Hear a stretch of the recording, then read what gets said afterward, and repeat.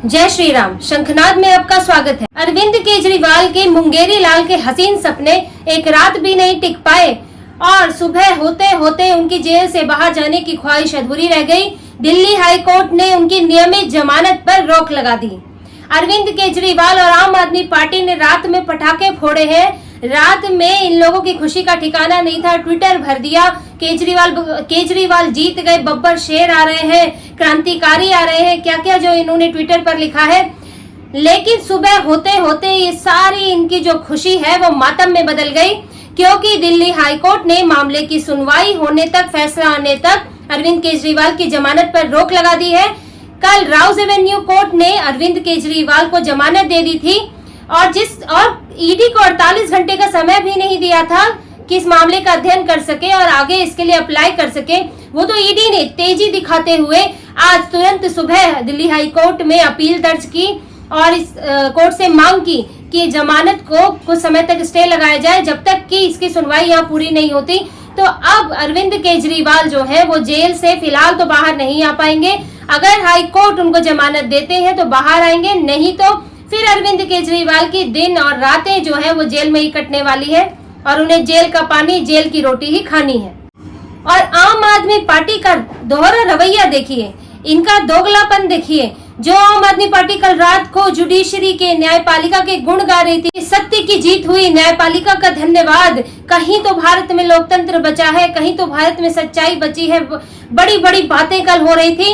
और आज सुबह होते होते वही जुडिशरी बुरी हो गई है, वही जुडिशरी मोदी की हो गई है और तानाशाही आ गई है और सब के सब मिलजुल कर वही बयान दे रहे हैं। मतलब फैसला इनके अनुकूल आए तो जुडिशरी अच्छी है, ये चुनाव जीत जाए तो जनता अच्छी है, ईवीएम अच्छा है, और अगर इनके खिलाफ आ जाए तो सब बुरा है। जुडिशरी भी, ईडी भी, जनता भी, ईवीएम भी, सब बुरा हो जाता है। आप संजय सिंह का ट्वीट देखिए, मोदी सरकार की गुंडागर्दी देखिए। अभी ट्रायल कोर्ट का आदेश ही नहीं आया, आदेश की कॉपी भी नहीं मिली, तो मोदी की ईडी हाई कोर्ट में किस आदेश को चुनौती देने पहुंच गई।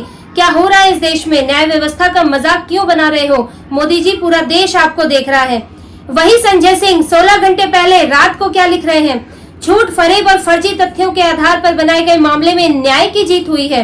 अरविंद केजरीवाल को मिलने वाली जमानत देश की न्याय व्यवस्था में लोगों का विश्वास मजबूत होगा।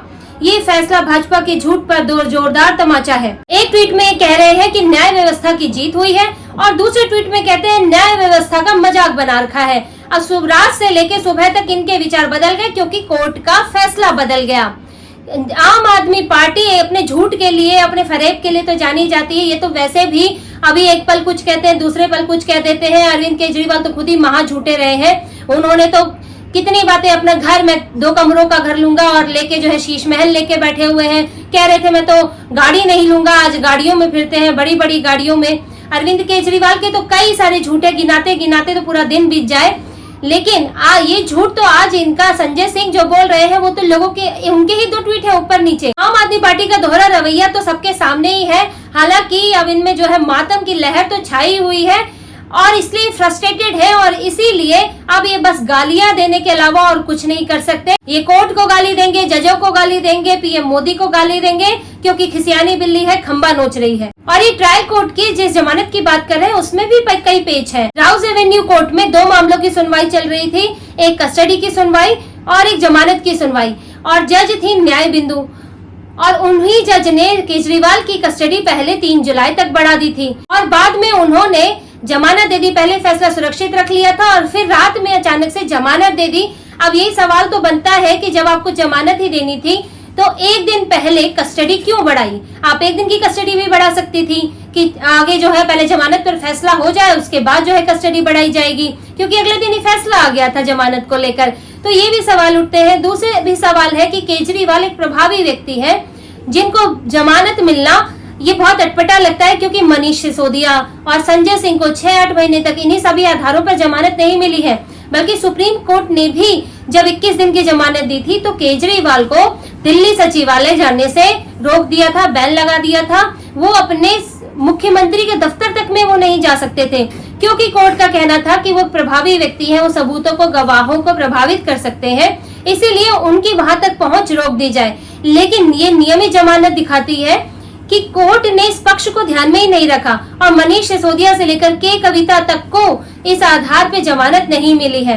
और बहुत जल्दबाजी में ऐसा लगा कि कल की जमानत दी गई, क्योंकि ईडी को भी आगे फैसले को स्टडी करने का वक्त नहीं मिला, फैसले की कॉपी तक नहीं आई, जो ये तो आम आदमी पार्टी भी यही बात कह रही है, और तुरंत रिहा करने की बात कर दी गई, तुरंत जमानत की बात कर दी गई। ऐसे में लोअर कोर्ट का फैसला जो है वो कई सवाल तो खड़े करता है, आलोचना के दायरे में भी आता है, पर कोर्ट ने फैसला दिया था तो वो जमानत पर रिहा तो होते ही, और इस कारण आम आदमी पार्टी बहुत खुशी से उछल रही थी। लेकिन अब हाई कोर्ट के स्टे के बाद इन लोगों की परेशानी बढ़ गई है, और अगर हाई कोर्ट उन्हें जमानत नहीं देता है तो आम आदमी पार्टी हाई कोर्ट को भी नहीं बख्शने वाली है, उसे भी मोदी का पिट्ठू कह देगी और हाई कोर्ट पर भी सवाल उठाएगी।